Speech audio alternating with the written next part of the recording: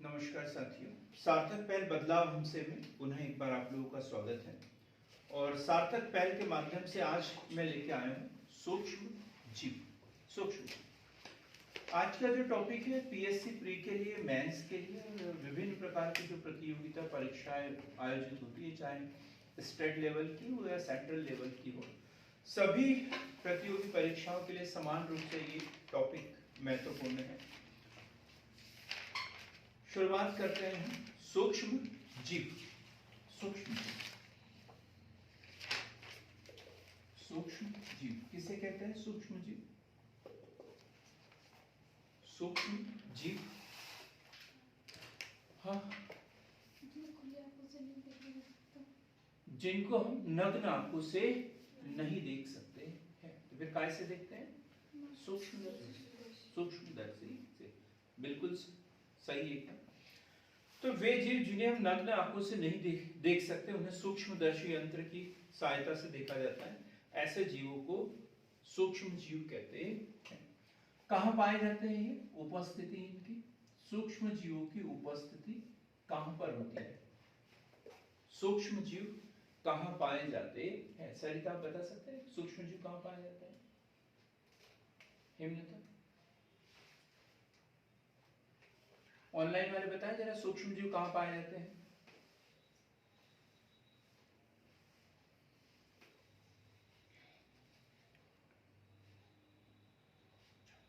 सभी वो सूक्ष्म जीव पाए जाते हैं।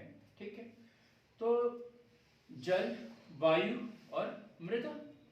जल, वायु और मृदा।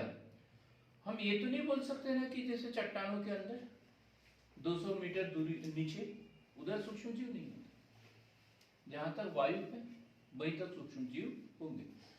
तो कभी भी भूमि नहीं लिखेंगे, हम क्या लिखेंगे? जल, वायु, मृदा।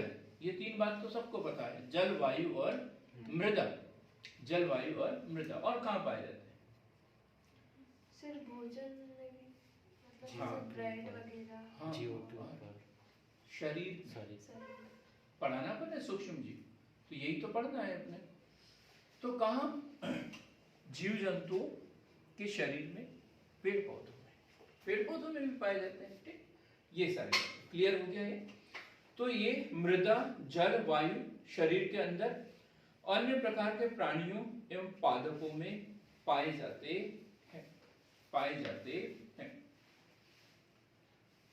कौन सा विज्ञान कहते हैं इसे? माइक्रोबायोलॉजी। जूलॉजी नहीं। जूलॉजी में तो पूरे जीवों का अध्ययन किया जाता है, हम सूक्ष्म जीवों की बात कर रहे हैं। तो सूक्ष्म जीवों का अध्ययन करने वाला विज्ञान माइक्रोबायोलॉजी। क्लियर हो गया? माइक्रोबायोलॉजी। सूक्ष्म जीव प्रमुख यदि देखें तो अभी सामान्य सी बात कर रहे हैं, जीवाणु, विषाणु, प्रोटोजोआ और एक और विशेष सूक्ष्म जीव है, और वो है, अभी क्या क्या बताया मैंने? दीक्षा बताया क्या क्या बताया? बैक्टीरिया, जीवाणु। हाँ, नहीं, जो मैंने बताया था, जीवाणु, कवक, शैवाल, प्रोटोजोआ और क्या? एक विशेष विषाणु। विषाणु को विशेष बोला जाता है। क्यों बोला जाता है अमरदीप? सर क्योंकि ये निर्जीव होते हैं, सजीव होते हैं। सजीव और निर्जीव के बीच की एक कड़ी। सजीव और निर्जीव के बीच की कड़ी है। मतलब जब किसी के संपर्क में है तो सजीव है, और यदि अलग कर दिया जाए तो ये निर्जीव है। तो सजीव और निर्जीव के बीच की कड़ी है।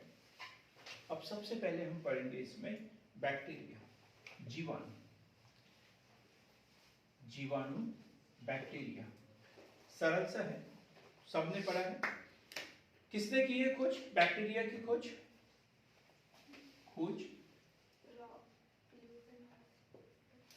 हाँ, कोई बता दो, ऑनलाइन वाला बताए। लिवेनहॉक। ठीक है, तो हॉलैंड के वैज्ञानिक,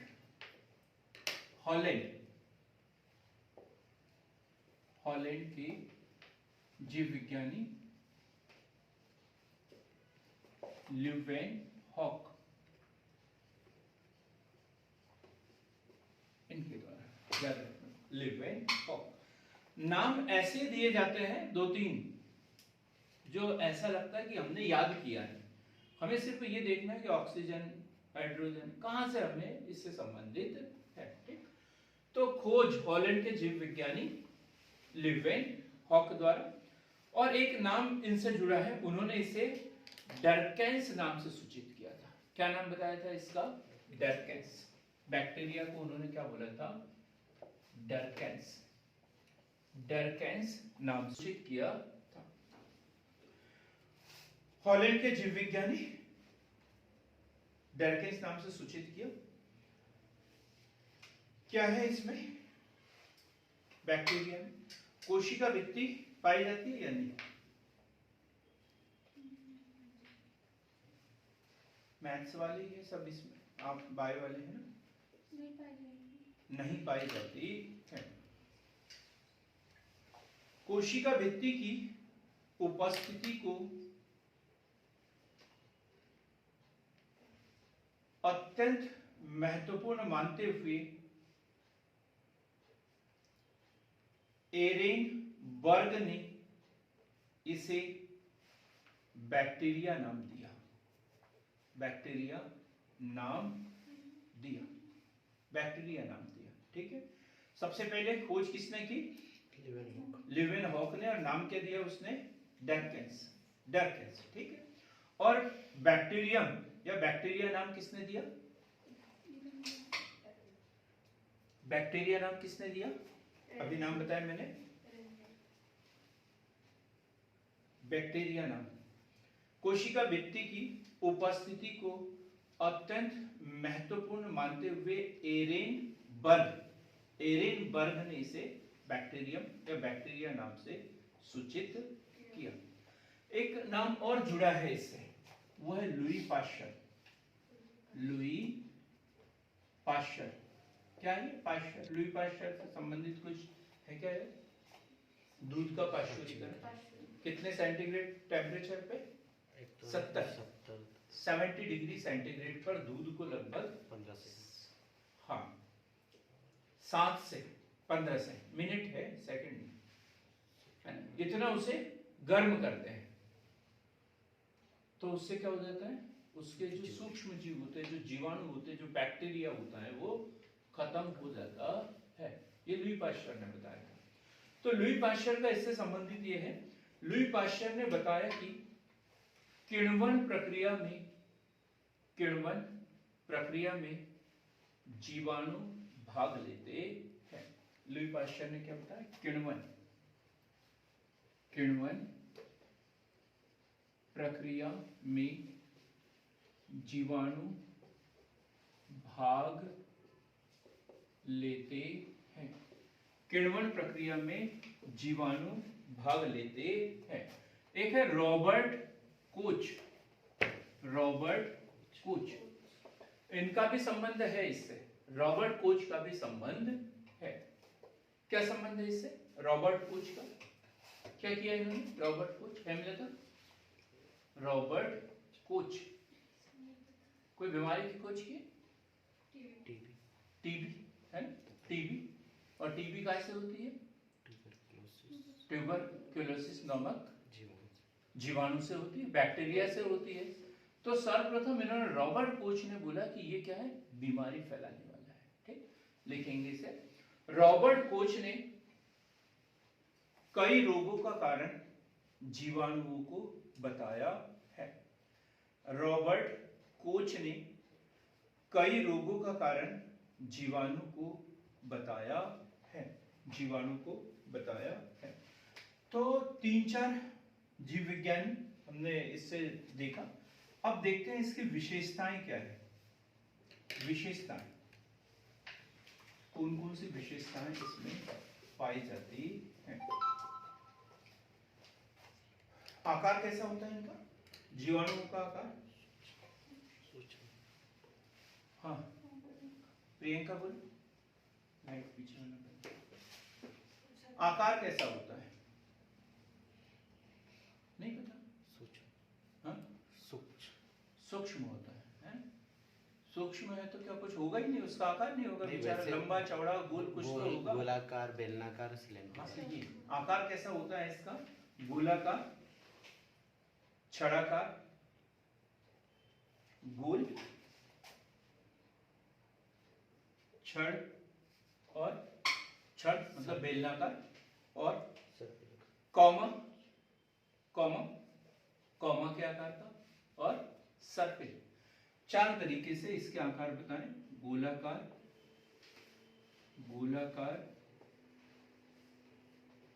छड़ाकार, कॉमाकार और एक सर्पिल। सर्पिला कार आकार होता है, आकार होता है। एक कोशिकीय, एक कोशिकीय, एक कोशिकीय, प्रोकैरियोटिक, प्रोकैरियोटिक व अप्रकाश संश्लेषी सरल जीव, अप्रकाश संश्लेषी। एक कोशिकीय, प्रोकैरियोटिक, प्रोकैरियोटिक अप्रकाश संश्लेषी, अप्रकाश संश्लेषी। एक कोशिकीय सीधा सा है। प्रोकैरियोटिक, कोशिकाओं के आधार पर हमने कोशिकाओं की जो, कोशिकाओं का जो केंद्रक है न्यूक्लियस है, उसके विकास के आधार पर हमने जीवों को 2 भागों में बांटा गया है, प्रोकैरियोटिक और यूकैरियोटिक। तो प्रोकैरियोटिक क्या है? जिसमें कोशिका मतलब न्यूक्लियस विकसित नहीं होता है। तो इसमें केंद्रक जो है वो विकसित नहीं होता। और अप्रकाश संश्लेषी है, अप्रकाश संश्लेषी है। प्रकाश संश्लेषी होता तो फिर सूक्ष्मजीव कहलाता क्या ये? नहीं, फिर तो पादप श्रेणी के अंतर्गत आता। तो अप्रकाश संश्लेषी है। कोशिका भित्ति पाई जाती है इसमें, यही तो बात है। कोशिका भित्ति काय की बनी होती है इसमें? कोशिका भित्ति, कोशिका भित्ति, काइटिन, हाँ, वो तो पौधों में पाई जाती है, सेलुलोज की। कोशिका भित्ति जो है म्यूको, हाँ, म्यूकोपेप्टाइड्स, म्यूकोपेप्टाइड्स, म्यूकोपेप्टाइड्स की बनी होती है। म्यूकोपेप्टाइड्स, कोशिका भित्ति म्यूकोपेप्टाइड्स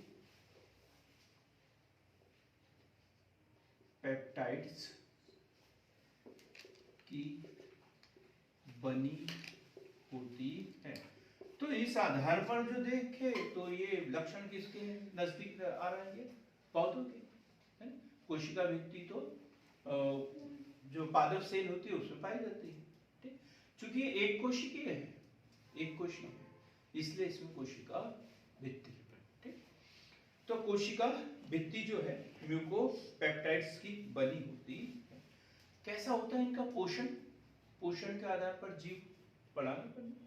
पोषण, पोषण के आधार पर जीव कैसे हो सकते हैं? स्वपोषी और परपोषी, स्वपोषी और परपोषी होते। तो ये जीवाणु स्वपोषी होते या परपोषी?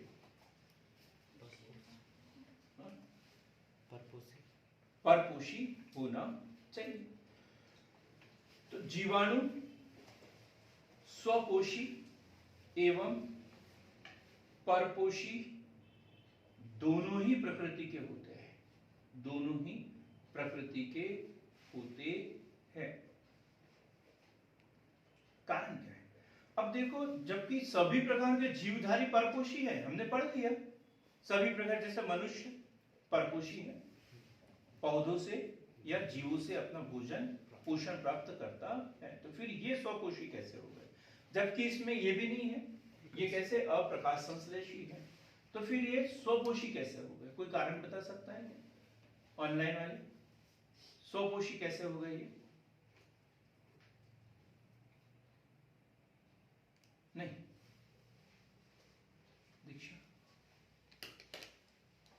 स्वपोषी इसलिए क्योंकि कुछ सूक्ष्म जीवों में जो CO2 का संश्लेषण करके भोजन प्राप्त करने की कैपेसिटी होती है, CO2 का संश्लेषण करके, ठीक। इसलिए कुछ सूक्ष्म जीव अपना भोजन बना लेते हैं, लिखेंगे इसे। कुछ स्वपोषी जीवाणुओं में CO2 से कार्बोहाइड्रेट, CO2 से कार्बोहाइड्रेट बनाने की क्षमता होती है, इसलिए ये पौधों के समान ही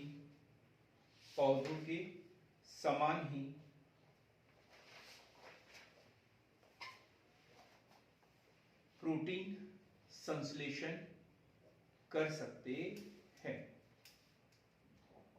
प्रोटीन संश्लेषण कर सकते हैं।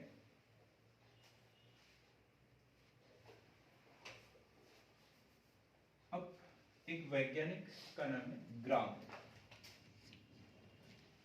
ग्राम क्या चीज है? ग्राम वैज्ञानिक का नाम है। पहले सुना था कभी? ग्राम तो हमने सुना है, लेकिन ग्राम कोई वैज्ञानिक है ये नहीं सुना होगा। आपने सुना था? नहीं, आपने? गुड। ये ग्राम पॉजिटिव, ग्राम नेगेटिव। ग्राम नामक वैज्ञानिक ने एक विभेदक अभिरंजन तकनीक का आविष्कार किया। एक विभेदक अभिरंजन तकनीक का आविष्कार किया और उसके आधार पर जो जीवाणु है उसको दो भागों में बांटा। ग्राम पॉजिटिव और दूसरा ग्राम नेगेटिव। ये किस वैज्ञानिक ने किया? ग्राम नामक वैज्ञानिक ने सूक्ष्म जीवों को दो भागों में बांटा। अभिरंजन क्या होता है? अभिरंजन क्या होता है? हाँ? जैसे जीवाणु के ऊपर अगर डाला जाए तो कलर चेंज कर देगा। गुड, यही अभिरंजन, ठीक। तो इसके आधार पर ग्राम पॉजिटिव, जैसे कोरल जो होता है ना, कोरल, ग्रेट बैरियर रीफ, वहां पे सब वो जो सूक्ष्म वो जो पाए जाते हैं घोंगा वगैरह, सीपी वगैरह, और ये क्या करते हैं, इसके ऊपर कुछ अम्लीयता वगैरह ज्यादा बढ़ जाती है तो ये जीव जो है वो अपना खोल है उसको छोड़ देते हैं, विरंजन जिसे कहते हैं ना, विरंजन। तो इसी तरीके के आधार पर इन्होंने सूक्ष्म जीवों को कितने भागों में बांटा है? दो भागों में बांटा है, ग्राम पॉजिटिव और ग्राम नेगेटिव। तो वे जीवाणु जो स्थायी तौर पर अभिरंजित हो जाते हैं, ग्राम पॉजिटिव, वे जीवाणु जो स्थायी तौर पर अभिरंजित हो जाते हैं। और दूसरा वाला पता चल गया होगा आप लोगों को क्या है? Gram negative. वे जीवाणु जो अभिरंजन को खो देते हैं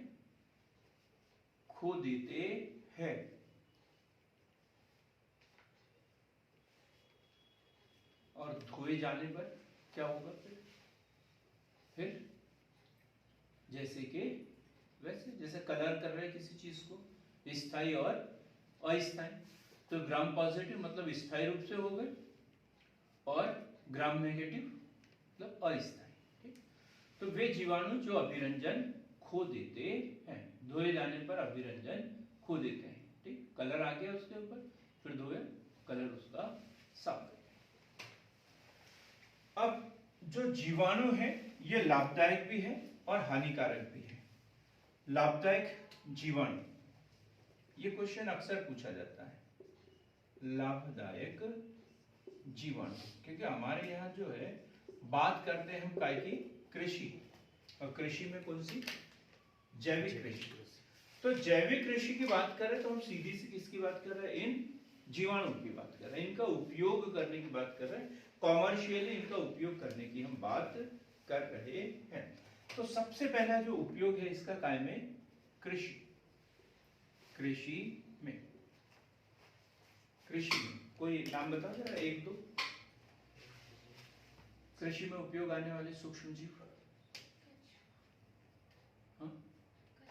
राइजोबियम आएगा सर, राइजोबियम। क्या हो गया? राइजोबियम, ठीक है।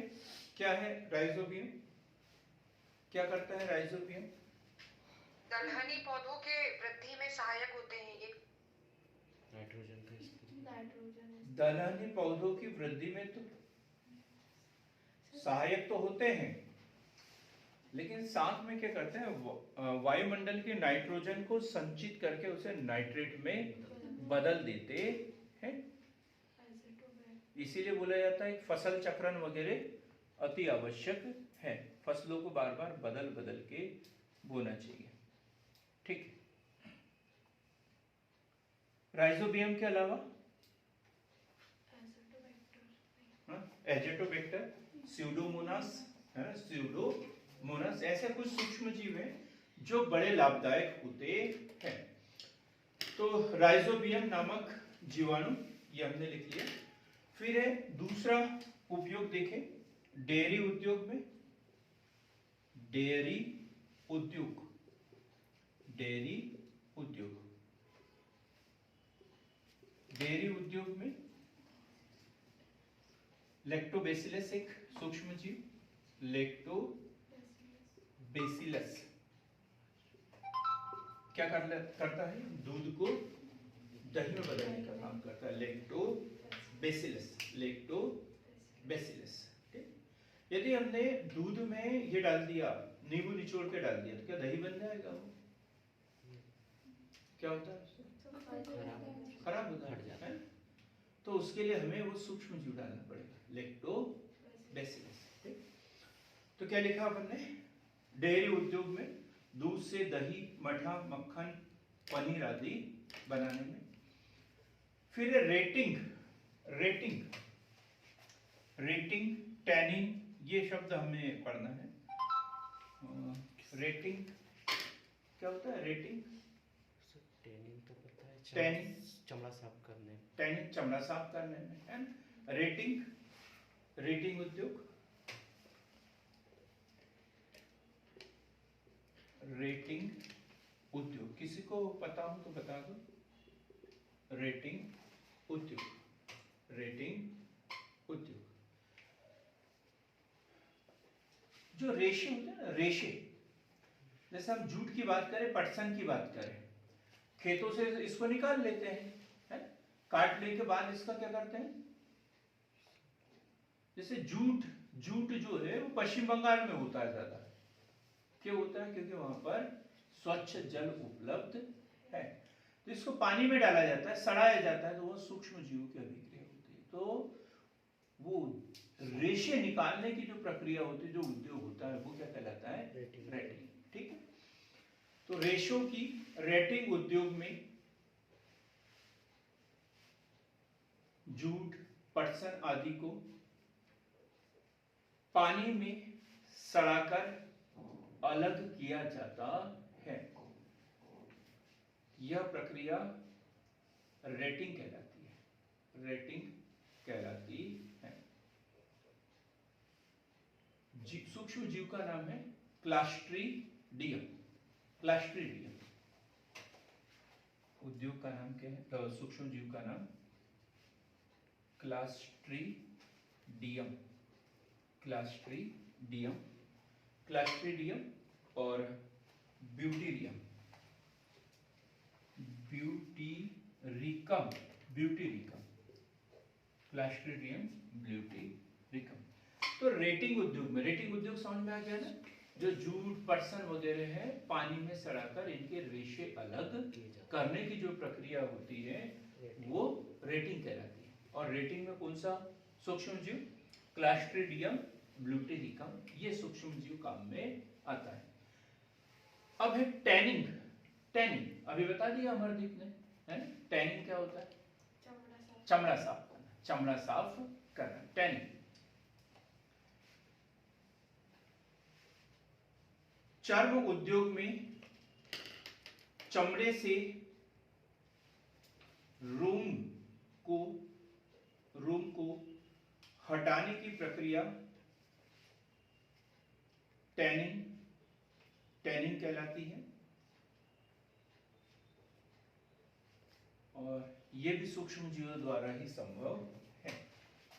फिर उसके बाद ये टैनिंग हो गया। टैनिंग के बाद एक आध और उपयोग बताओ, कोई क्या हो सकता है? किण्वन, है ना, बिल्कुल ठीक। हमने इस शब्द को पढ़ा था कि ये किण्वन प्रक्रिया में जीवाणु भाग लेता है। ये लिखेंगे इसमें, किण्वन प्रक्रिया में, ठीक, ये वो लिखेंगे। और है एक आपसे ही संबंधित है, सर औषधि से रिलेटेड एंटीबायोटिक, प्रतिजैविक, ठीक है, प्रतिजैविक। तो प्रतिजैविक उत्पादन, तो अनेक प्रकार की एंटीबायोटिक औषधियों का उत्पादन। एक का नाम है स्ट्रेप्टोमाइसिन।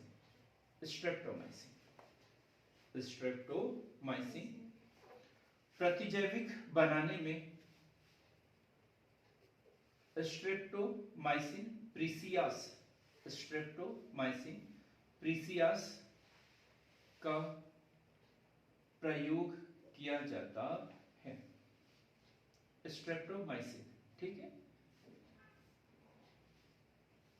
अब हम देखेंगे कुछ रोग उत्पन्न करने वाले सूक्ष्म जीवाणु, बैक्टीरिया, जिनसे रोग उत्पन्न होता है। तो हर साल एग्जाम में कोई न कोई क्वेश्चन इससे संबंधित पूछा ही जाता है। रोग उत्पन्न करने वाले सूक्ष्म जीव, एक आध नाम बताया जरा। जैसे एक रोग मैंने बता दिया, निमोनिया, ये तो हमें याद रखना ही है। एक और रोग बता रहा हूं, उसका नाम है हैजा, निमोनिया, हैजा, डायरिया, ठीक है। और ढेर सारे, इसकी सूची हम आप लोगों को उपलब्ध कराएंगे। तो निमोनिया किस बैक्टीरिया से होता है? हाँ, न्यूमोनिया, डिप्लोकॉकस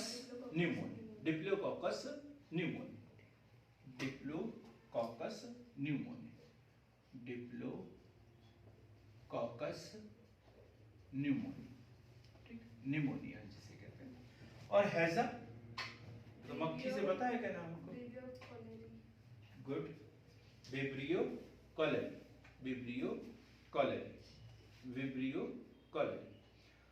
अब यदि हम पौधों में देखें तो अपन ने देखा ना, पढ़ा, सूक्ष्म जीव होते हैं, कहाँ पाए जाते हैं?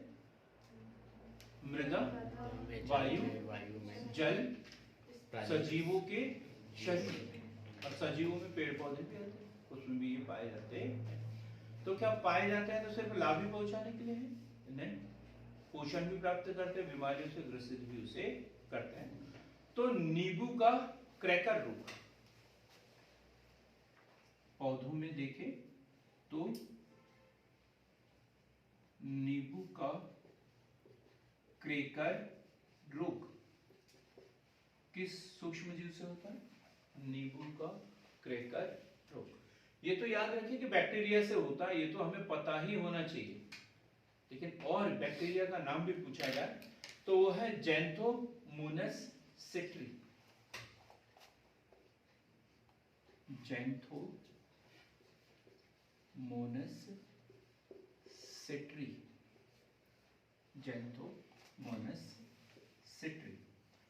और यदि देखें तो आलू का शैथिल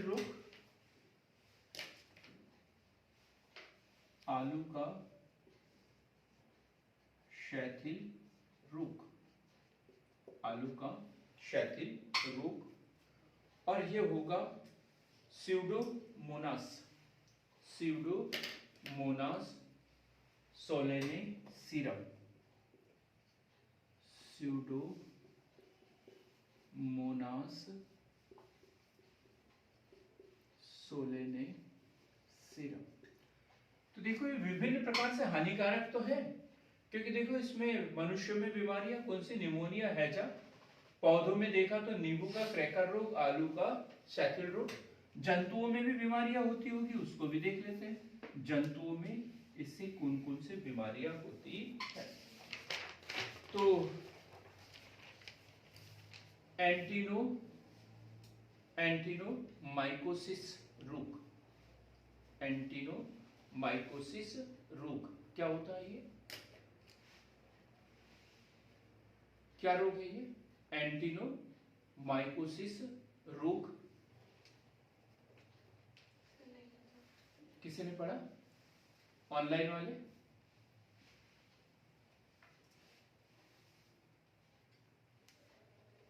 माइक्रोबैक्टीरियम बोविस, ये माइक्रोबैक्टीरियम बोविस से होने वाला क्या है, ये एक तरीके का रोग है जिसमें जो जंतु होते हैं जो इससे प्रभावित होते हैं, गले में सूजन आती है इसमें, है ना, वो चोक हो जाता है उनका गला, तो बोलते हैं फांसी लग गया जानवर, फांसी लग गया। तो ये रोग है।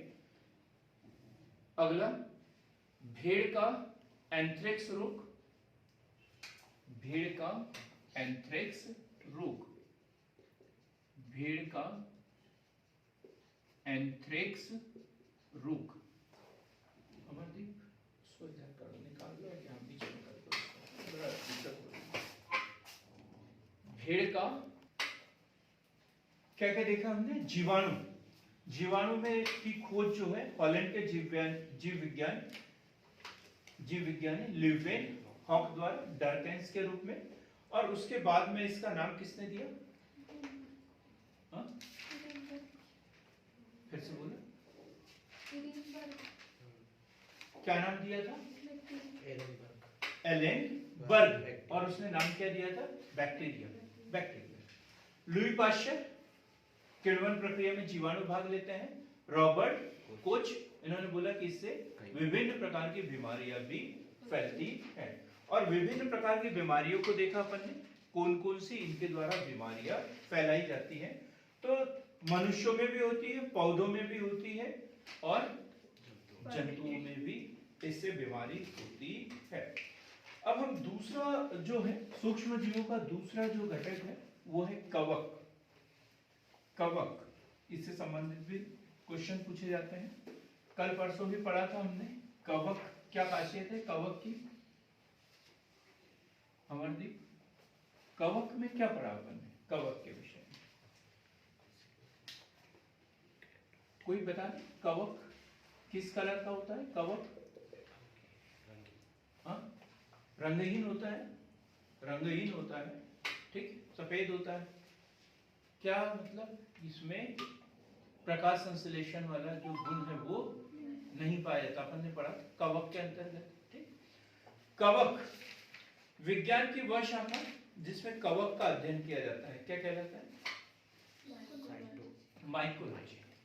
शैवाल का अध्ययन जिसमें किया जाता है फाइकोलॉजी, और कवक का अध्ययन जिस शाखा में किया जाता है वो है माइकोलॉजी। याद रखना, एक साथ में शब्द आते हैं और कंफ्यूज हमेशा जीवन भर रहते हैं। तो कवक माइकोलॉजी, शैवाल फाइकोलॉजी। माइकोलॉजी का पिता किसे कहा जाता है, माइकोलॉजी का पिता, माइकोलॉजी का पिता किसे कहा जाता है, क्या नाम बताया आपने, बहुत सही, पी.ए. Michael, PA. माइकल, ठीक, पी.ए. Michael, PA. माइकल को माइकोलॉजी का पिता कहा जाता है। भारतीय कवक विज्ञान का जनक, ये हमने पढ़ा दिया अभी, भारतीय कवक विज्ञान का जनक, शांतनु जी है तो आप बोलो, भारतीय कवक विज्ञान का जनक आप लोगों में से कोई भी, बटलर है, मुंडेकर, मुंडेकर एवं बटलर, ठीक। मुंडकर एवं बटलर को कहा जाता है, मुंडकर एवं बटलर को कहा जाता है, मुंडकर एवं बटलर। जहां हमने बैक्टीरिया के बारे में पढ़ा, कहां कहां पाए जाते हैं? मृदा, जल, वायु, पेड़ पौधों में, प्राणियों के शरीर में पाए जाते हैं। कवक कहां पाया जाता है?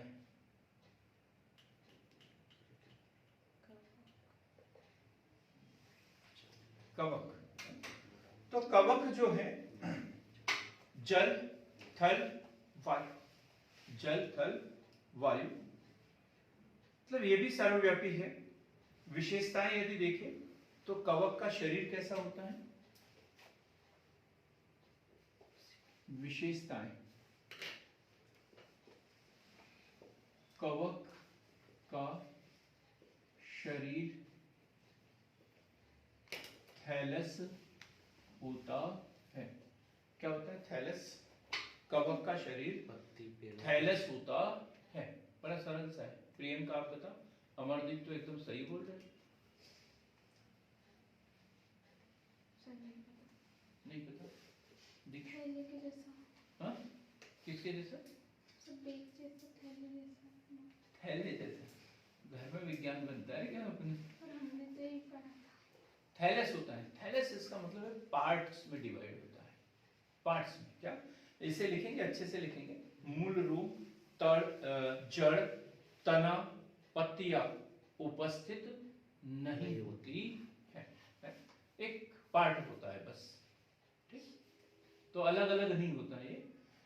तो क्या अर्थात मूल रूप, जड़, तना, पत्तियां ये उपस्थित नहीं होती है। थैलस होता है। समझ में आ गया? थैलस क्या होता है? असंवहनीय होते हैं। असंवहनीय होते हैं। कल अपन ने पढ़ा था क्या? जो जीवों का जो स्तर होता है वो अलग अलग, कोशिका स्तर पे, ऊतक स्तर पर, अंग स्तर पर और अंग तंत्र स्तर पर होता है। विकास ऐसा होता है ना। तो ये असंवहनीय मतलब कोशिकीय स्तर पर ही है। एक कोशिका का दूसरे से कोई संबंध है क्या यहाँ पर? नहीं। ऐसे नहीं कि एक ने पोषण प्राप्त किया तो दूसरे तक परिवहन हो रहा है, ऐसा है क्या इसमें? नहीं है। जाइलम फ्लोएम इसमें है क्या? नहीं। ऐसे कोई ऊतक इसमें नहीं पाए जाते। तो असंवहनीय है। असंवहनीय होते हैं अर्थात जाइलम फ्लोएम उपस्थित नहीं होते हैं। उपस्थित नहीं होते हैं। परजीवी, परजीवी,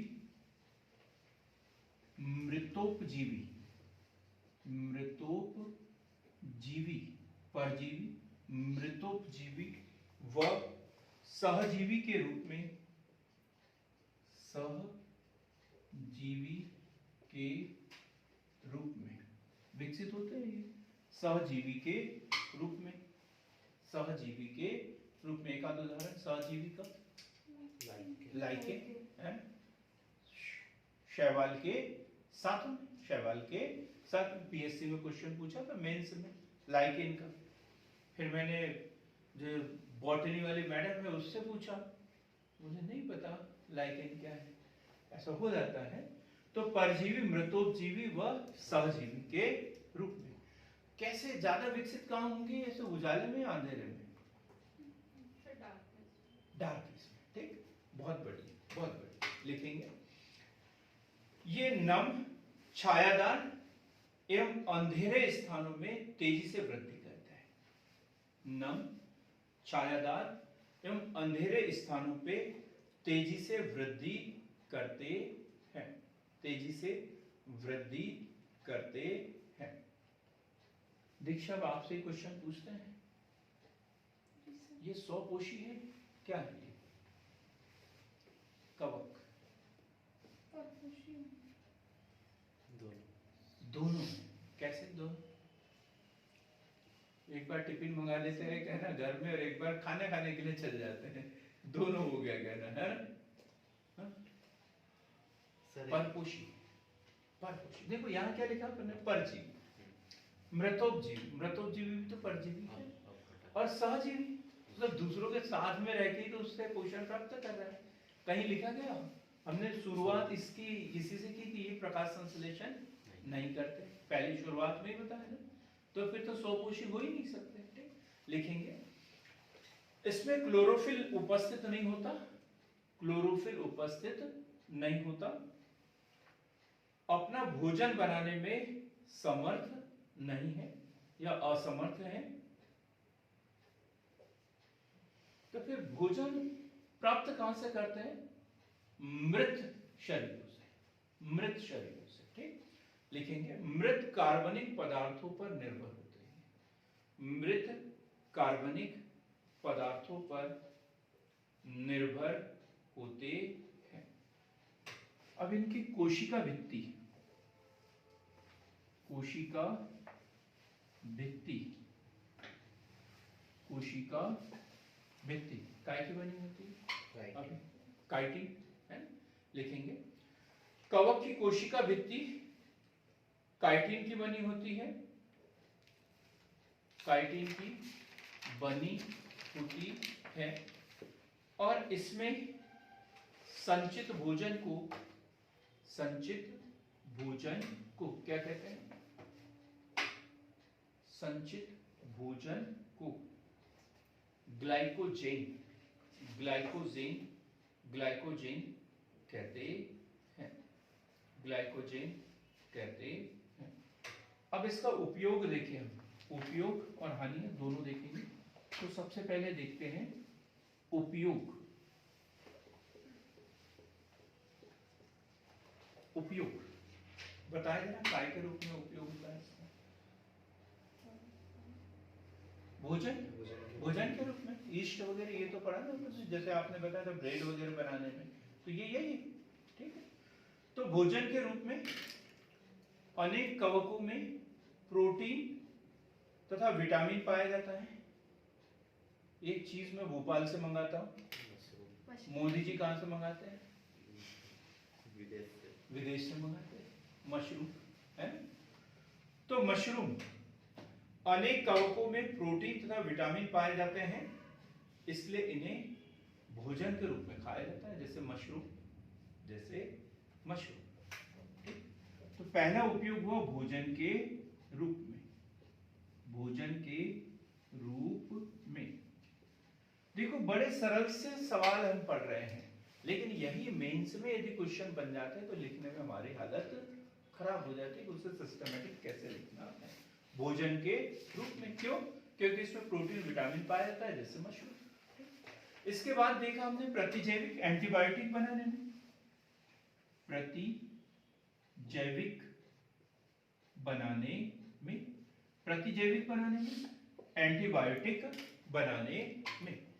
एंटीबायोटिक कौन सा बनाया था, किसने बनाया था? पेनिसिलिन, अलेक्जेंडर फ्लेमिंग ने पेनिसिलिन बनाया था, अलेक्जेंडर फ्लेमिंग ने पेनिसिलिन बनाया था। और पेनिसिलियम नॉन्टे ये भी इसी से बनता है।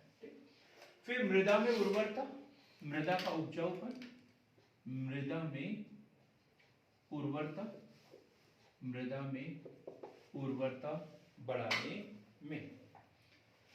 जो कवक जो है इसमें जल रोकने की क्षमता अधिक होती है, मृदा में जल रोकने की क्षमता अधिक होती है, और जल रुकने के कारण क्या होगा? ह्यूमस की वृद्धि, ह्यूमस की वृद्धि, वही हरा नीला पदार्थ जो होता है उसकी वृद्धि। क्लियर हो गया ना? ह्यूमस जो है मृदा को उपजाऊ बनाने में भी काम में आता है, क्योंकि इसमें जो है जल को रोकने की क्षमता होती है, जिससे ह्यूमस बढ़ता है। अब हानिकारक कवक, हानिकारक कवक, इससे ढेर सारी बीमारियां भी होती है। हानिकारक कवक, एक आध कोई बीमारी का नाम बता दो कवक से होने वाली।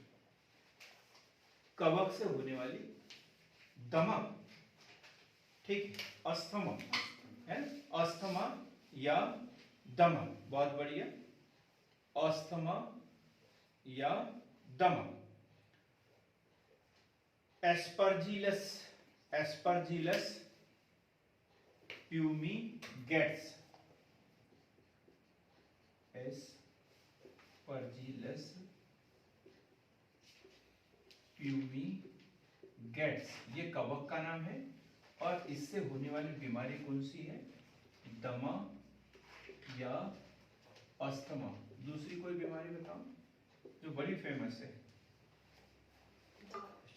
दाद, है ना, दाद, खुजली, खांच, ये जितने भी इसके रूप हैं ये सब कैसे हैं? इससे, ठीक। एके रस एस के बीच, एके रस एस के बीच, एस के बीच, दाद। गंजापन, गंजापन है, क्या सोच रहे प्रियंका? कुछ नहीं सोच रहे, सोचा करो। गंजापन सोचना चाहिए, ये कम से कम इतना तो सोच सकते हैं कि मेरे सामने वाला लड़का गंजा हो जाए तो कैसे दिखेगा, इतना तो सोच सकते हैं ना। किसी को श्राप भी दे सकते हैं कि चल तेरे को ये कवक का आक्रमण कर ले तू गंजा हो जाए, इस तरीके का भी श्राप हम किसी को दे सकते हैं। तो एकेरस एस के बीच, इससे दाद वगैरह होता है। और गंजापन, एक गंजापन जो है उसका कारण यही है, दाद वगैरह जो है ना, इसी के कारण गंजापन होता है। जब हमारा जो हेयर जाता है उस स्थान पर यदि ये दाद वगैरह हो जाए तो वो उसको खत्म करना शुरू कर देते हैं, स्किन को डैमेज करते हैं। स्किन के डैमेज होने से अपने आप ही हेयर फॉल होना शुरू हो जाता है। फिर है मूंगफली का टिक्का रोग। तो दो चीज हमें याद रखना है, टिक्का रोग कैसे संबंधित है? मूंगफली से संबंधित है। किससे होता है ये? कवक से होता है, ठीक है। मूंगफली का टिक्का रोग। ये है सर्कोस्पोरा, सर्कोस्पोरा पर्सेनेटा, सर्कोस्पोरा पर्सेनेटा। गन्ने का रेड रॉट रूक, ये महत्वपूर्ण है। गन्ना देखो अब उसमें क्या पड़ जाती है, ऐसे सीधी लाइन पड़ जाती है, गन्ना फट जाता है और अंदर तक एकदम लाल हो जाता है। इस गन्ने को खाओ तो फिर क्या होता है?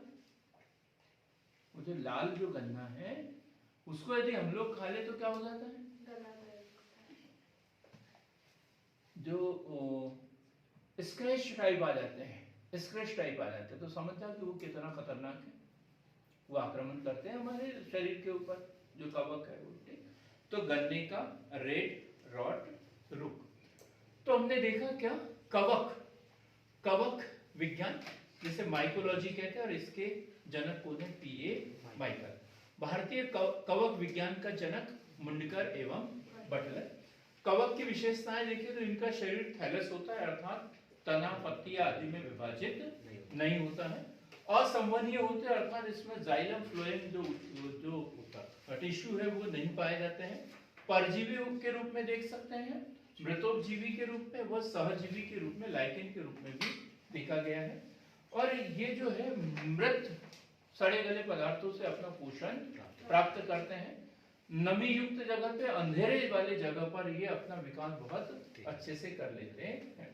कोशिका भित्ति पाई जाती है जो काइटिन की बनी होती है और इसके अंदर जो भोजन बनता है उसे क्या कहते हैं? क्या? ग्लाइकोजेन, ठीक। ये भोजन इसमें होता है। उपयोग यदि देखें तो भोजन के रूप में, प्रतिजैविक बनाने में, मृदा में उर्वरता बढ़ाने में। और हानिकारक जो है, इससे मनुष्यों में भी बीमारियां होती है, पशुओं में भी बीमारियां होती है, फसलों में भी बीमारी होती है। अगला घटक देखते हैं शैवाल, एल्गी।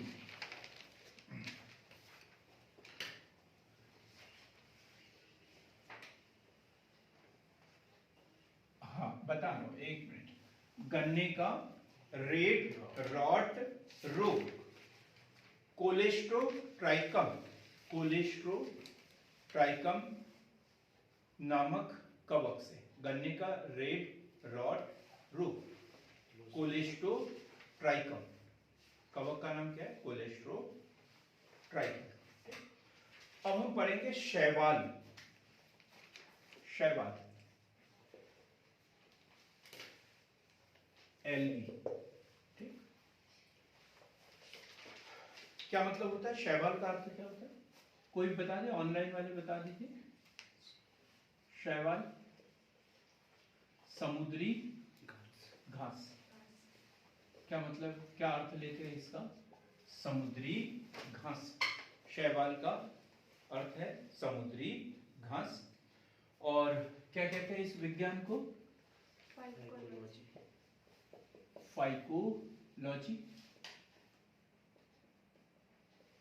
और कौन है इसके फादर? जनक कौन है फाइकोलॉजी? फ्रिस्ट, FRISTH, Fritz. फ्रिट्ज, ये इस तरीके का नाम इनका मिलेगा, फ्रिट्ज। अब इनकी क्या विशेषताएं हैं? इनका शरीर कैसा होगा?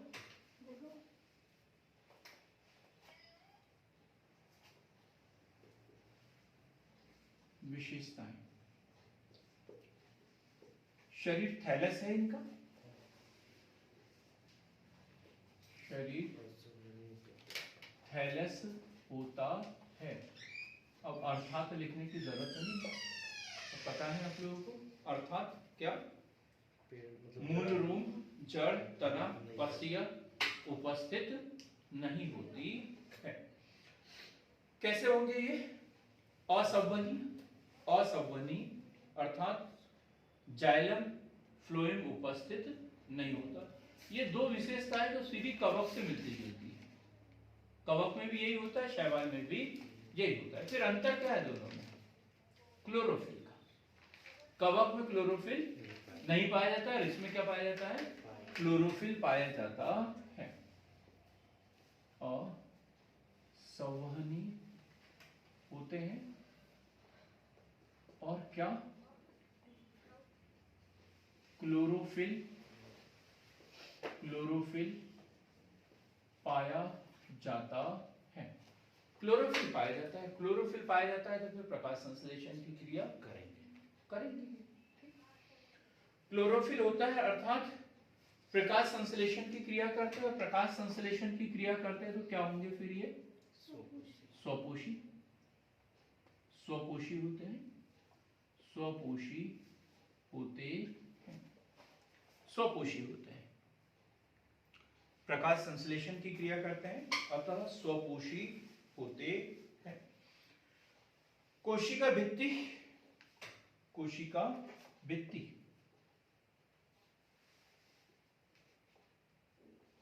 कोशिका भित्ति काय की बनी होगी? इसमें काइटिन तो नहीं होगा, है? अब देखो इसमें प्रकाश संश्लेषण पाया जाता है, सेलुलोज की होगी इसमें, ठीक है। उसमें प्रकाश, अब उसमें नहीं पाया जाता, प्रकाश संश्लेषण नहीं होता तो उसमें क्या? काइटिन की होती है। कोशिका भित्ति सेलुलोज की बनी होती है। अधिकांश शैवाल जलीय होते हैं, जलीय होते हैं, परंतु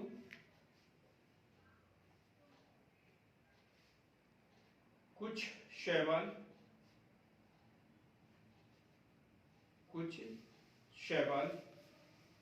लकड़ी, चट्टान, मृदा, लकड़ी, चट्टान, मृदा पर भी पाए जाते हैं। कितना आकार होता है दीक्षा? शैवाल का आकार कितना होता है? कितने इंच, सेंटीमीटर, कितना हो सकता है?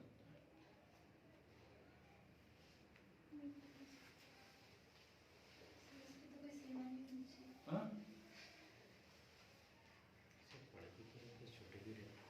बड़े कितने बड़े? समुद्र में पाए जाते तो कितने बड़े होते हैं? ये सूक्ष्म से लेकर 100 मीटर तक हो सकते हैं, है ना? ये तो 100 मीटर का दिया और विकल्प को काट दिया आपने कि ये तो हो ही नहीं सकता करके। ठीक, सूक्ष्म से लेकर 100 मीटर तक हो सकते हैं। आकार इनका सूक्ष्म से लेकर 100 मीटर तक हो सकता है।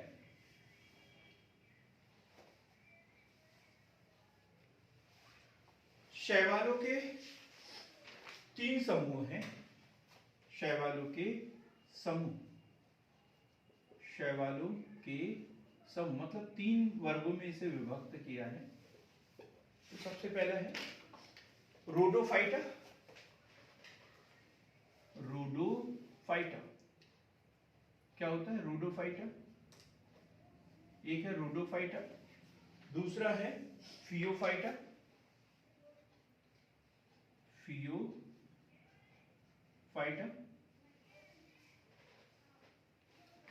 फियोफाइटा और तीसरा है क्लोरोफाइटा।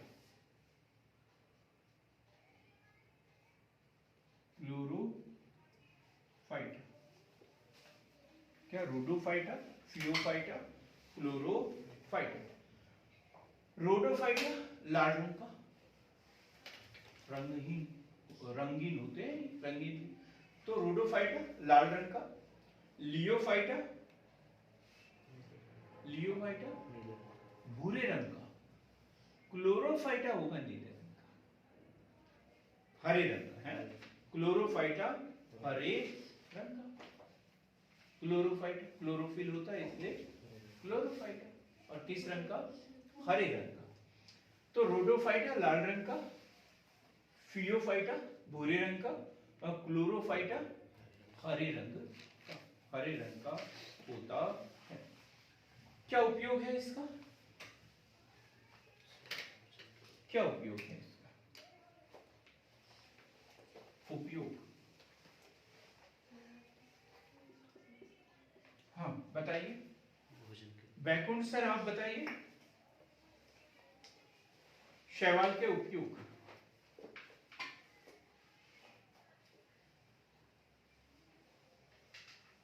चलो कोई बात नहीं। एक बार क्वेश्चन आया था अगार अगार करके, पीएससी ने पूछा है अगार अगार क्या है? ये एक शैवाल है। किस रूप में उपयोग में आता है? भोज्य पदार्थ के, खाने के काम में आता है ये। पीएससी का क्वेश्चन है ये। हमें लग रहा होगा कि कितना सरल पढ़ रहे हैं हम, ये तो कब से याद है, लेकिन क्वेश्चन है यहीं से बनते हैं और हमारे गलत हो जाते हैं।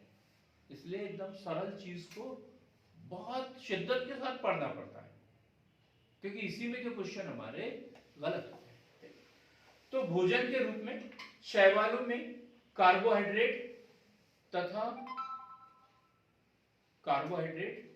विटामिन ए, सी, डी, ई प्रचुर मात्रा में पाए जाते हैं। यहां पर भी शैवाल और कवक के बीच में एक अंतर है। हमने देख लिया, क्लोरोफिल के आधार पर अंतर कर लिया, हमने रंग के आधार पर अंतर कर लिया। यहां पर क्या है? उसमें प्रोटीन पाया जाता है सबसे ज्यादा। अपन ने देखा कवक में क्या पाया जाता है? प्रोटीन और विटामिन। और इसमें क्या है? कार्बोहाइड्रेट। महत्वपूर्ण घटक क्या है इसमें? कार्बोहाइड्रेट। तो शैवालों में कार्बोहाइड्रेट तथा विटामिन ए, सी, डी, ई प्रचुर मात्रा में पाया जाता है। जापान के निवासी अल्वा, पहला उपयोग पढ़ रहे हैं भोजन के रूप में क्या पाया जाता है इसमें? कार्बोहाइड्रेट व विटामिन ए, सी, डी के। विटामिन ए, सी, डी के। जापान के अल्वा एक प्रजाति है अल्पा लोग। शैवाल को जो है सलाद के रूप में प्रयोग करते हैं। शैवाल को सलाद के रूप में प्रयोग करते हैं। और क्या नाम बताया? अगर ये क्वेश्चन पीएससी ने पूछा है। अगर नामक पदार्थ लाल शैवाल से प्राप्त किया जाता है। अगर नामक पदार्थ लाल शैवाल से प्राप्त किया जाता है, काय में प्रयोग होता है इसका? आइसक्रीम बनाने में। आइसक्रीम बनाने में जिसका प्रयोग किया जाता है, आइसक्रीम बनाने में। एक है लिमेनेरिया। लिमेनेरिया ये भी शैवाल है। लिमेनेरिया क्या पाया जाता है इसमें? लिमेनेरिया, ठीक है, आयोडीन। आयोडीन के लिए इसका उपयोग किया जाता है, ठीक है। लिमेनेरिया नामक समुद्री शैवाल में आयोडीन प्रचुर मात्रा में पाया जाता है। लिमेनेरिया शैवाल। तो ये पहला उपयोग कर लिया अपन ने भोजन के रूप में, शैवाल का उपयोग भोजन के रूप में। फिर कृषि में दूसरा उपयोग एग्रीकल्चर। एग्रीकल्चर में, कृषि में नॉस्टॉक और एनाबिना। ये क्वेश्चन में पूछा गया है, एनाबिना भी है ना? नॉस्टॉक व एनाबिना। एनाबिना यदि सीधा सा क्वेश्चन बन जाए, कृषि में काम आने वाले प्रमुख सूक्ष्म जीव कौन से हैं, है ना? तो एनाबिना का नाम आना चाहिए। भले शैवाल है लेकिन है तो सूक्ष्म जीव ना, ठीक। सिर्फ बैक्टीरिया नहीं पूछा, सिर्फ कवक नहीं पूछा, सिर्फ शैवाल नहीं पूछा, सूक्ष्म जीव पूछा तो उसमें ये भी लिखेंगे, ठीक। तो कृषि क्षेत्र में देखा जाए तो नॉस्टॉक व एनाबिना शैवाल जो है नाइट्रोजन स्थिरीकरण में काम आते हैं। नील हरित शैवाल, नील हरित शैवाल जो है बंजर भूमि को उपयोगी बनाने के काम आती है। नील हरित शैवाल बंजर भूमि को उपयोगी बनाने के काम आती है। जैसे अभी अपने यहाँ बैतूल की एक घटना है। बैतूल की एक घटना 2-4 दिन पहले बड़ी दुखद घटना घटी थी, है? वो एक जो बालक है वो बोरवेल में गिर गया था, सूखे बोरवेल में गिर गया, ठीक। और फिर उसको राहत कार्य के तहत जो काम किए तो उसमें मिट्टी की खुदाई हुई। मिट्टी की खुदाई हुई, दूसरे के खेत की, 2 एकड़ खेत खोद डाला पूरा। तो मिट्टी क्या हो गई, उन्होंने जब सफल तो नहीं हुए, लेकिन जब वो खेत को प्लेन भी कर दिया उन्होंने, लेकिन उल्टा हो जाता है उसमें, ऊपर की मिट्टी नीचे, नीचे की मिट्टी ऊपर। अब वो किसान मुआवजा मांग रहा है कि मेरी मिट्टी जो है अनुपजाऊ हो गई है, इसे उपजाऊ कर दिया जाए। भाई मिट्टी तो पहले भी थी, अभी भी मिट्टी से, फिर अनुपजाऊ कैसे हो गई? सर एक वो प्रोसेस रहती है ना मिट्टी बनने की, कि हाँ। नीचे का स्तर या उसका वो बिल्कुल। प्रॉपर, तो वो जो उपजाऊ स्तर है वो तो नीचे चला गया है, सब कंकड़ पत्थर जो नीचे आने हाँ। वाले सब वो ऊपर चले गए। इसमें कुल मिला के वो मृदा नहीं है, वो मृदा नहीं है ना, भूमि का पार्ट भर है, चट्टाने भर है वो, ठीक। मृदा नहीं है। मृदा बनने के लिए उसमें ह्यूमस चाहिए, ह्यूमस। और ये नील हरित शैवाल क्या है, यही बंजर मिट्टी को भी उपजाऊ बनाती है, और उसके लिए क्या वो जो ह्यूमस बनाने में मदद करती है। पानी को पकड़ के रखेगी, पत्तियों को गलाने का काम करेगी, उसे विघटित करेगी और उसमें कार्बनिक पदार्थों की मात्रा बढ़ा देती है, और इसी से मृदा कैसी होती है, उपजाऊ होती है। अब वही यदि आप 10 मीटर नीचे खुदाई करके काली मिट्टी भी निकाल के लाओगे और उसमें खेती करोगे तो उसमें फसलें नहीं उगेगी, उसमें फसलें नहीं उगेगी। फिर मेडिकल फील्ड में एंटीबायोटिक दवाई वगैरह बनाने में ये तो उपयोग होता ही है इसका। अब हानिकारक शैवाल क्या है? हानिकारक शैवाल, हानिकारक शैवाल, हानिकारक शैवाल, वाटर ब्लूम भी कहते हैं इसे, हानिकारक शैवाल, वाटर ब्लूम, वाटर ब्लूम। जलकुंभी देखा होगा, है? जलकुंभी यहाँ है अपनी नदी, कौन सी? माचना नदी है। अभी तो नहीं है वहां पे, बह गया पूरा। और जैसे ही ये जनवरी फरवरी के बाद में पानी भी नहीं दिखेगा वहां पे, पानी है या नहीं है, पूरा भाई। तो इसलिए इसे क्या बोलते हैं? ब्लू, ब्लू, बहुत जल्दी वृद्धि कर लेगा, पूरा हरा हरा पानी हो जाता है ना एकदम, उसको टाइम नहीं लगता विकास करने में, बढ़ने में, ठीक है। तो फिर क्या होगा, जो अंदर के सूक्ष्म एक काई की तरह परत बन जाती है उसकी। तो जल के अंदर रहने वाले जो सूक्ष्म जीव है उनको जो ऑक्सीजन चाहिए, बीओटी है, ऑक्सीजन की मात्रा जो होती है उनके लिए बहुत ही कम हो जाती है, दम घुट के खत्म हो जाता है। वाटर ब्लूम इसीलिए कहते हैं क्योंकि एकाएक ये बहुत अधिक मात्रा में वृद्धि कर देते हैं। लिखेंगे तो सबसे पहला हानिकारक प्रभाव कौन सा है, वाटर ब्लूम। समुद्री एवं तालाबों में, समुद्र एवं तालाबों में कुछ शैवाल बहुत वृद्धि करते हैं एवं बहुत वृद्धि करते हैं एवं पानी की ऊपरी सतह पर, पानी की ऊपरी सतह पर परत के रूप में फैल जाते हैं, परत के रूप में फैल जाते हैं, परत के रूप में फैल जाते हैं। शैवाल की इस परत के कारण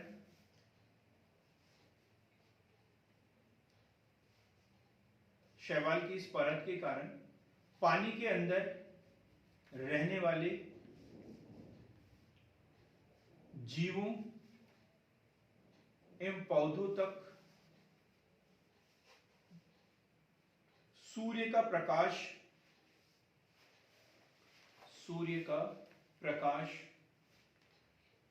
नहीं पहुंच पाता है, नहीं पहुंच पाता है, जिससे इनकी मृत्यु हो जाती है, मृत्यु हो जाती है।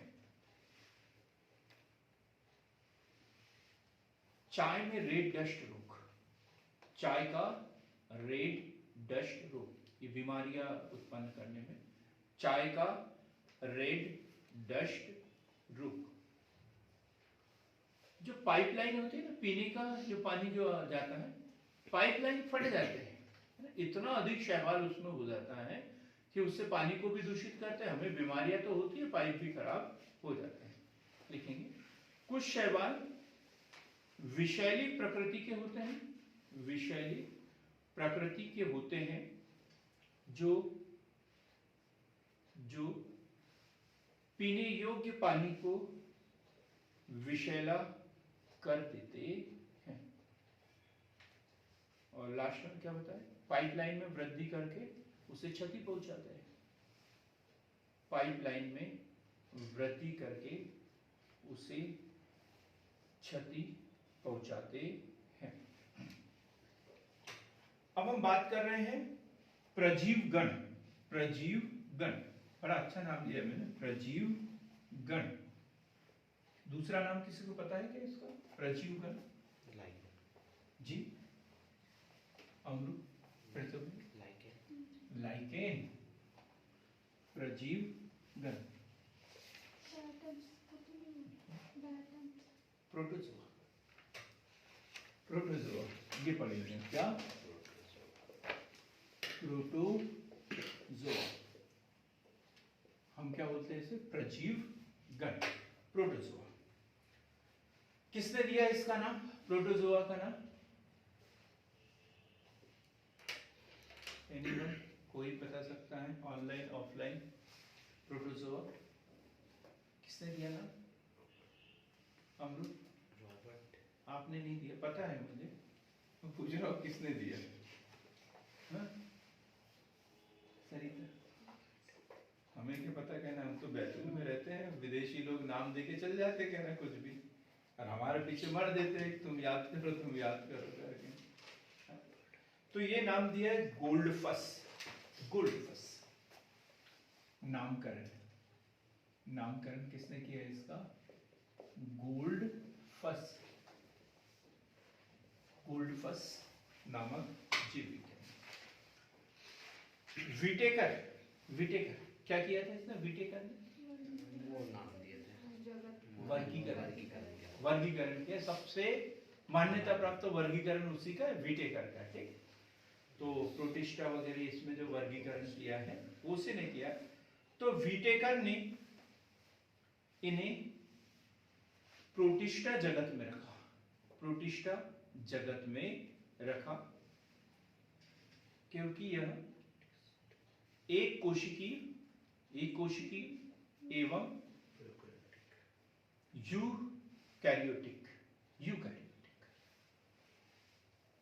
यूकैरियोटिक होते हैं, यूकैरियोटिक होते हैं। यदि विशेषताएं देखें हम इसकी तो बहुत सूक्ष्म है, एक कोशिकीय है मतलब बहुत सूक्ष्म है। विशेषताएं, एक कोशिकीय, दूसरा क्या, यूकैरियोटिक। तीसरी विशेषता यदि हम देखते हैं इनकी,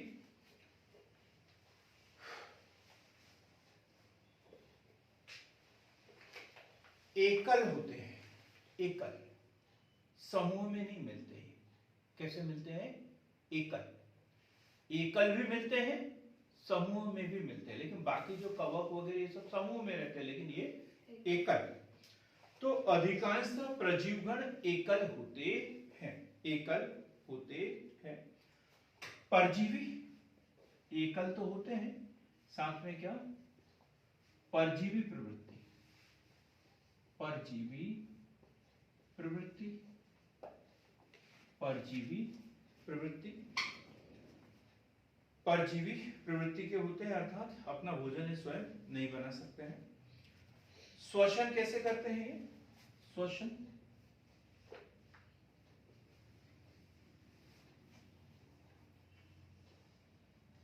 श्वसन की क्या प्रक्रिया होती है? कोई बता सकता है श्वसन कैसे करते हैं?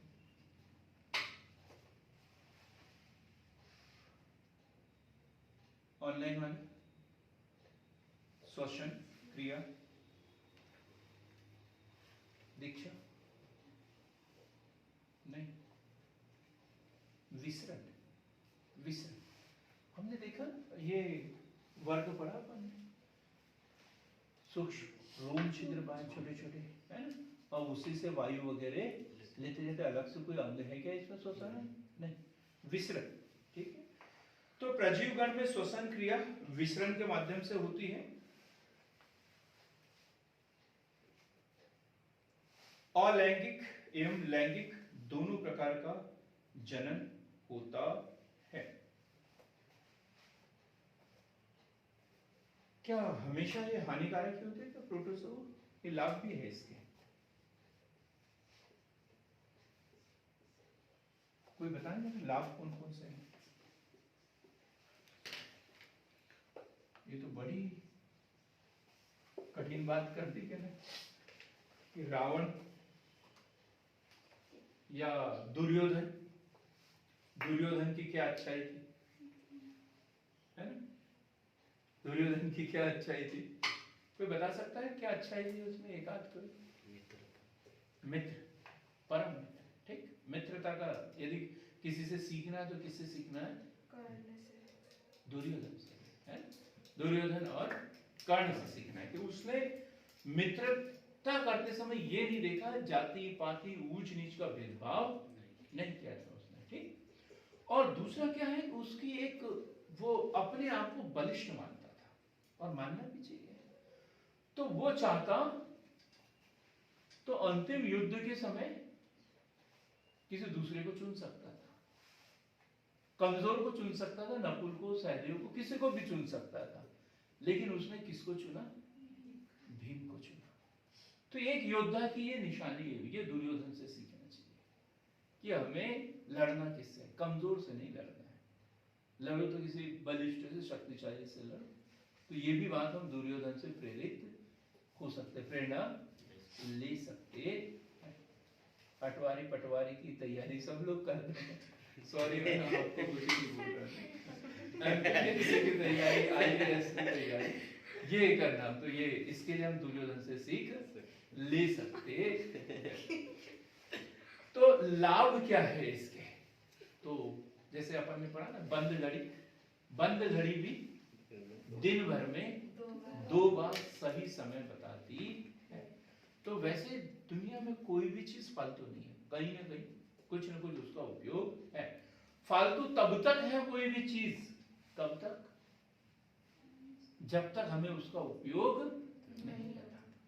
जब तक हमें उसका उपयोग नहीं पता तब तक वो फालतू है, और जब हमें उपयोग उसका पता चल गया, उपयोग करते आ गया, तो वो हमारे लिए संसाधन बन जाता है, वो हमारे लिए संसाधन बन जाता है।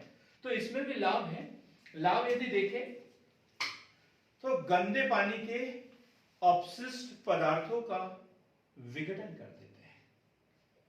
गंदे पानी के अपशिष्ट पदार्थों का विघटन कर देते हैं, जिससे पानी स्वच्छ होता है।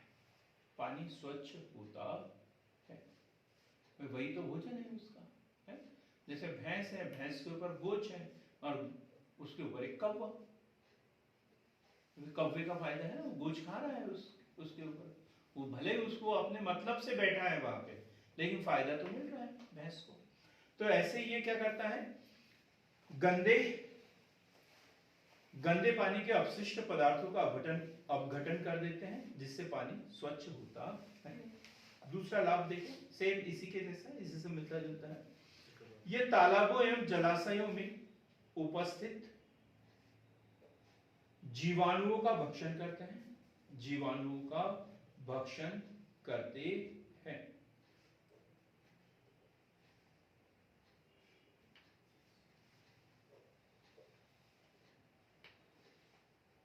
कुछ प्रोटोजोआ, अगला पॉइंट है, कुछ प्रोटोजोआ की मृत्यु होने के बाद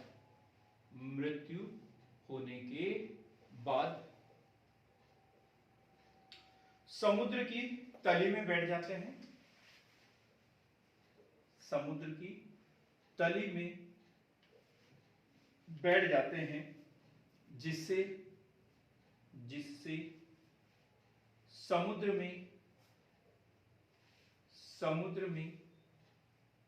समुद्री भित्तियों का निर्माण होता है।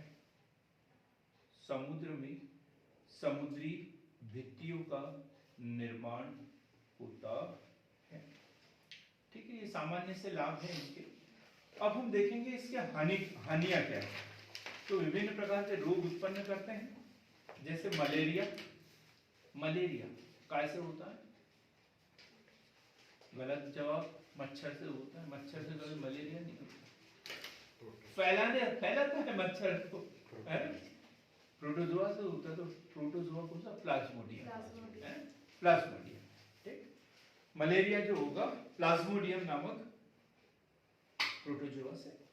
इसी प्रकार पायरिया सोच भी नहीं सकते। पायरिया दांतों की बीमारी, पायरिया, ये कैसे होती है? ये एंट अमीबा जिंजीबेलिस,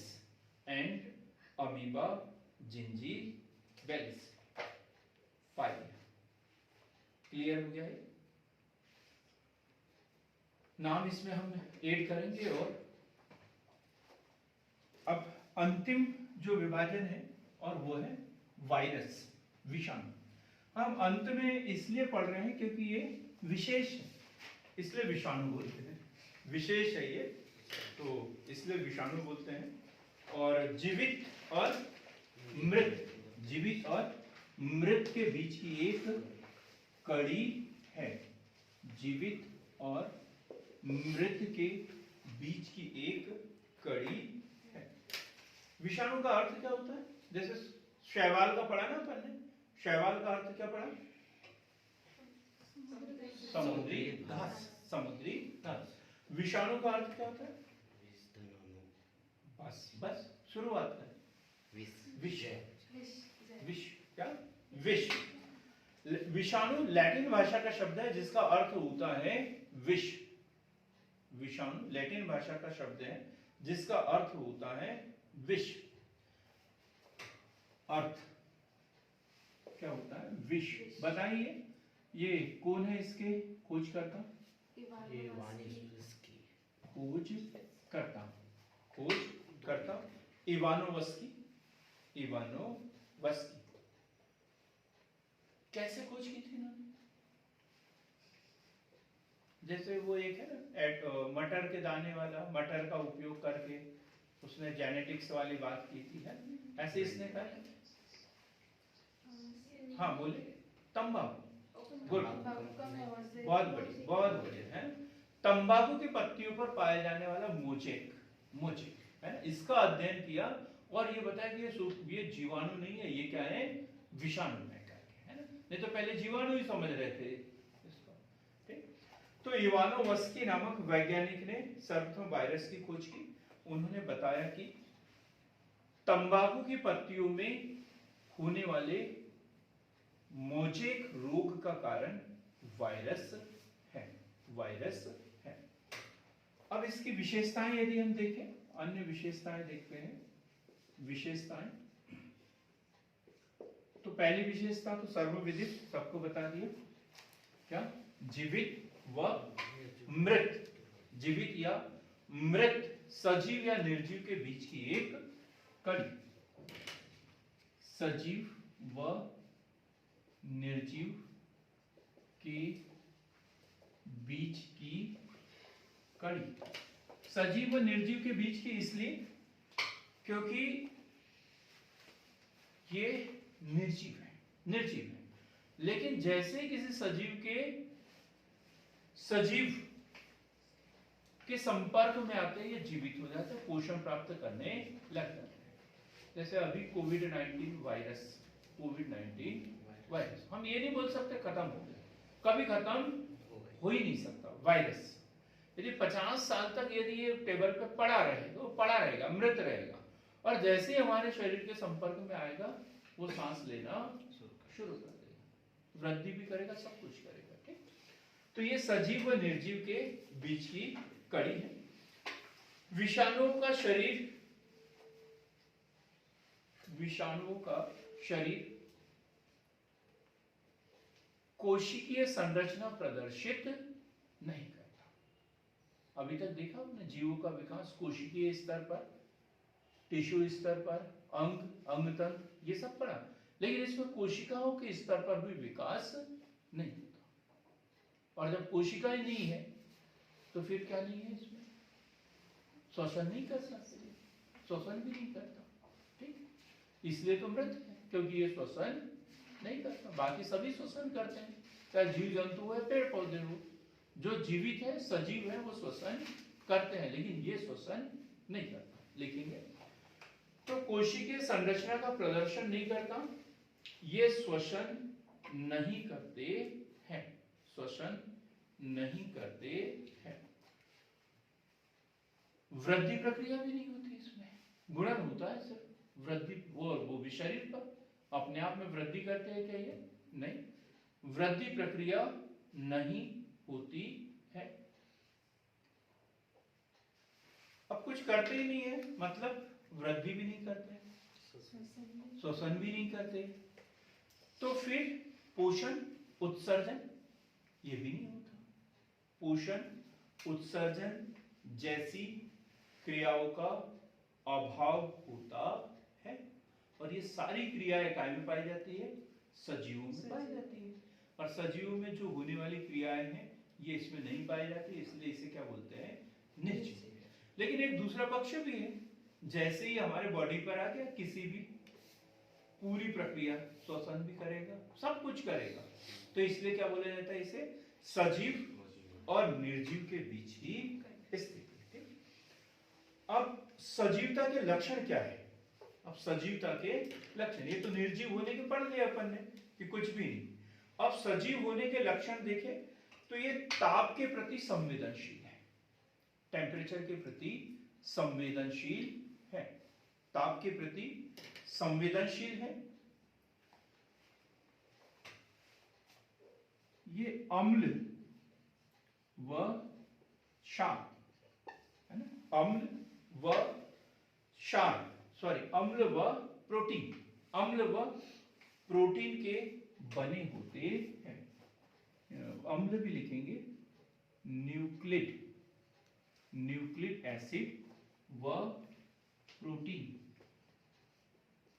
प्रोटीन के बने होते हैं।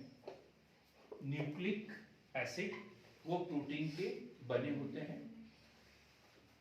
जो न्यूक्लिक एसिड है ये डीएनए आरएनए के रूप में कार्य करता है। न्यूक्लिक एसिड डीएनए आरएनए के रूप में कार्य करता है, कार्य करता है।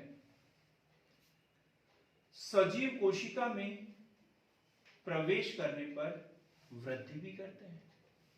सजीव कोशिका में प्रवेश करने पर वृद्धि भी करते हैं।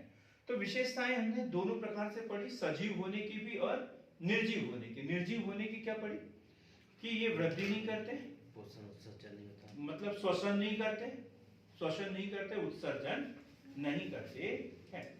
और सजीव होने के लिए क्या, सजीव होने के लिए पहली विशेषता क्या बताए, सजीव होने की ताप के प्रति संवेदनशील है, न्यूक्लिक अम्ल तथा प्रोटीन के बने होते हैं, और ये जो अम्ल है आरएनए डीएनए के रूप में कार्य करता है।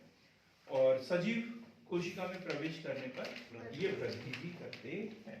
इसका वर्गीकरण पढ़ा, क्या प्रकार पढ़े, क्या इसके कितने प्रकार के होते हैं, ये कोई बता सकता है कितने प्रकार के होते हैं? 3 प्रकार के। आप सही बोल रहे हैं प्रियंका, एकदम सही बोल रहे हैं। 3 प्रकार के। कितना? 3 प्रकार से वर्गीकरण इसका किया, 3 भागों में इसे बांटा गया। सैकड़ों वर्षों तक ये निर्जीव अवस्था में बने रह सकते, सैकड़ों वर्षों तक, है ना। इंसान खत्म हो जाता है लेकिन ये खत्म नहीं होते। तो सबसे पहला है इसका वर्गीकरण में पादप विषाणु, पादप विषाणु, पादप वायरस। दूसरा जो है जंतु, जंतु विषाणु। और तीसरा जो प्रियंका आपने बताया था क्या, जीवाणु भोजी, जीवाणु भोजी, जीवाणु भोजी। 3 प्रकार का। पादप वायरस क्या विशेषता है इसमें, न्यूक्लिक एसिड के रूप में आरएनए उपस्थित होगा। वर्गीकरण का आधार देखो, आरएनए यदि है तो कौन सा, पादप। डीएनए यदि है तो फिर जंतु। डीएनए यदि है तो जंतु। पादप वायरस में है टीएमवी वायरस, टीएमवी, टीएमवी। पादप वायरस कौन सा, आरएनए पढ़ा हमने इसमें, और उदाहरण क्या, टीएमवी। और जंतु वायरस में डीएनए। कभी कभी आरएनए भी मिलता है इसमें, ऐसा नहीं कि आरएनए होता ही नहीं है, लेकिन डीएनए के साथ में मिलेगा। सिर्फ आरएनए हो तो फिर पादप नहीं हो सकता, जंतु नहीं हो सकता। लेकिन डीएनए के साथ में यदि आरएनए भी मिल जाता है तो भी वो जंतु वायरस ही कहलाता है। और इसका उदाहरण है इन्फ्लुएंजा वायरस, इन्फ्लुएंजा वायरस, ये जंतु वायरस है, इन्फ्लुएंजा। जीवाणु भोजी, जीवाणु भोजी वायरस, डी हैरल ने इसकी खोज की, जीवाणु भोजी वायरस की, D हैरल।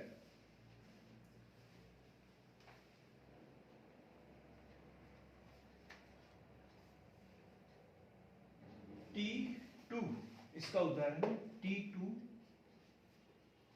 Phase virus, T2 phase virus, जीवाणु भोजी, जीवाणु भोजी। उतना महत्वपूर्ण नहीं बस, लेकिन विषाणु के ऊपर इतना बड़ा क्वेश्चन तो बनता नहीं, कौन सी बीमारियां होती है क्या है, ऐसे क्वेश्चन बन जाते हैं। लेकिन अब जो हमें इसमें डिटेल में पढ़ने की जरूरत इसलिए है क्योंकि अब साइंस का पेपर 300 नंबर का होगा है, एक एक चीज है हमारे सिलेबस में दी हुई है, तो इसलिए हमें अब कोई भी क्वेश्चन के बारे में ये नहीं बोल सकते कि ये बनेगा या नहीं बनेगा। पहले 150 नंबर का आता था तो उसमें संभावनाएं थोड़ी सी कम रहती थी, लेकिन अब कोई भी क्वेश्चन बन सकता है। लाभदायक विषाणु कोई बताएं लाभदायक विषाणु, विषाणु के लाभ, विषाणु के लाभ तो वही बंद घड़ी जैसा है इसमें भी विषाणु के लाभ। जैव विकास के क्षेत्र में, जैव विकास के क्षेत्र में सजीव निर्जीव पढ़ाना पड़े, तो सजीव निर्जीव होने के कारण इसका उपयोग जैव विकास के क्षेत्र में क्या अध्ययन के रूप में तो इसका विकास महत्वपूर्ण है। दूसरा, जीवाणुभोजी वायरस का उपयोग, जीवाणुभोजी हमने यहाँ इसलिए नहीं ज्यादा डिटेल में बोला, जीवाणु को जो भोजन के रूप में उपयोग करते हैं ऐसे वायरस जीवाणुभोजी, जल को साफ करना है कुछ करना है तो ऐसे वायरस को डाल देते हैं, तो वो क्या करते हैं उस बैक्टीरिया को भी खत्म कर देते हैं। ठीक, कुछ जीवाणुभोजी वायरस का उपयोग, कुछ जीवाणुभोजी वायरस का उपयोग जल को खराब होने से बचाने में किया जाता है, खराब होने से बचाने में किया जाता है। अब सबसे महत्वपूर्ण बात, विषाणुओं से बचना है तो फिर वैक्सीन, वैक्सीन है, वैक्सीन तो सबसे बड़ी बात है। ये कैसे बनेगी, वायरस से ही बनेगी वैक्सीन है। लिखेंगे कई प्रकार की वैक्सीन निर्माण, मेडिसिन, मेडिसिन एवं जेनेटिक अभियांत्रिकी, जेनेटिक अभियांत्रिकी में विषाणु का प्रयोग किया जाता है, विषाणु का प्रयोग किया जाता है। हानिकारक तो सबको पता है, हानिकारक ही है ये है? जैसे एड्स किस वायरस से होता है, HIV, रेबीज कुत्ते के काटने से रेबीज होता है, कुछ भी बात करते हो अनपढ़ आदमी जैसी बात करते हो, लार में रहता है लेकिन वो कुछ तो होगा। रेब्डो वायरस, रेबिज कैसे, रेब्डो वायरस। डेंगू, डेंगू ये वायरस से होता है। हम तो एडिस मच्छर के नाम से ही रो रहे थे अभी तक कि बड़ा मच्छर देखा है यार ये डेंगू है करके, बोले कहाँ से आया, बोले नागपुर से आया, आदमी नहीं मच्छर। तो ये होता है डेंगू, जो होता है अर्बो वायरस, अर्बो वायरस, अर्बो वायरस। खसरा ये तो सबको पता है, खसरा, रूबेला वायरस, रूबेला वायरस, खसरा। चेचक, खसरा कैसे, रूबेला वायरस। चेचक, चेचक, वेरियोला, वेरियोला वायरस।